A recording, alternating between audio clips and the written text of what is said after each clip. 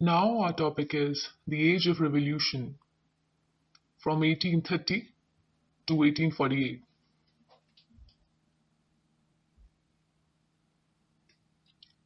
While the conservative governments were trying to consolidate their power, the liberals and the nationalists continued to spread the idea of revolution. These people belong to the educated middle class, the elite, professors, school teachers, clerks, and members of commercial middle class. The first upheaval took place in France in July 1830. The Bourbon kings were overthrown by the liberal revolutionaries.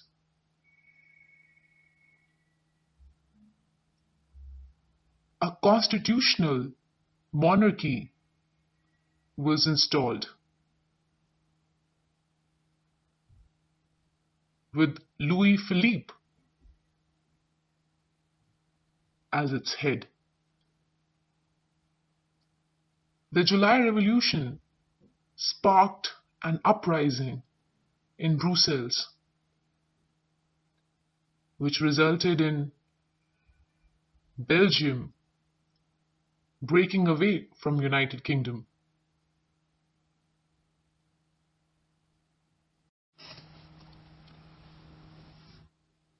Inspired by the French Revolution, the Greek War of Independence began. Mobilized by the nationalist feeling among the educated elite of Europe, the struggle for independence began in 1821. The nationalists in Greece got support from many Greeks who were living in exile.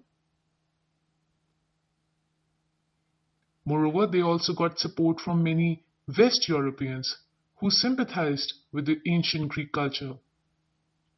Poets and artists mobilized public opinion to support the struggle against the Muslim Empire. It is important to note that Greece had been part of the Ottoman Empire.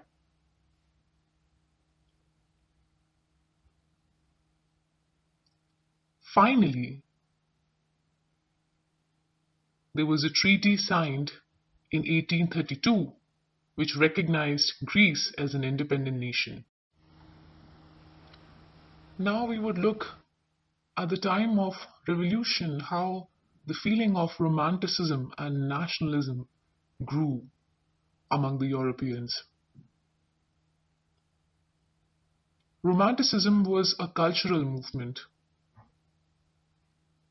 which wanted to develop a nationalist sentiment.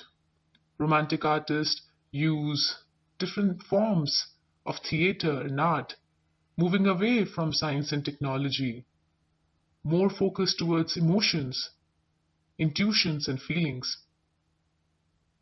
They tried to create a sense of collective heritage, a common cultural past, as a basis of forming a nation.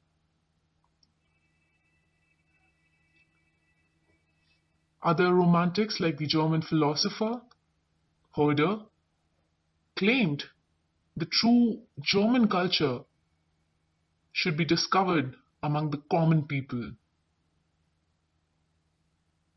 These romantics used folk songs and folk poetry, folk dances, to popularize the true spirit of the nation. The emphasis was on the vernacular or local language to take the important nationalist message to a large number of people who were mostly illiterate. Carol Kurpinski celebrated the national struggle through his operas and music.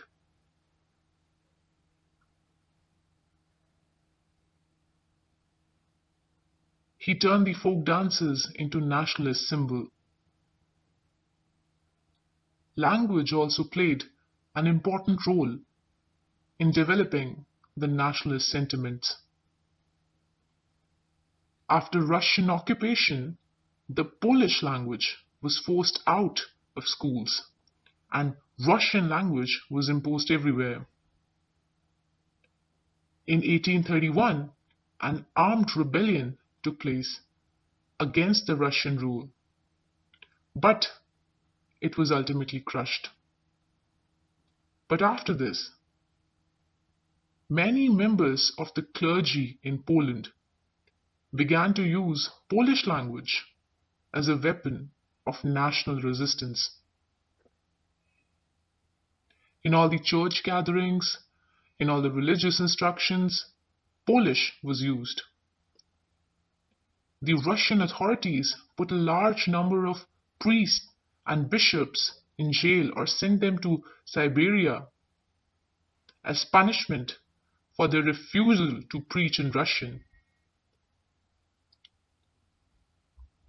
The use of Polish language thus became a symbol of national struggle against Russian dominance.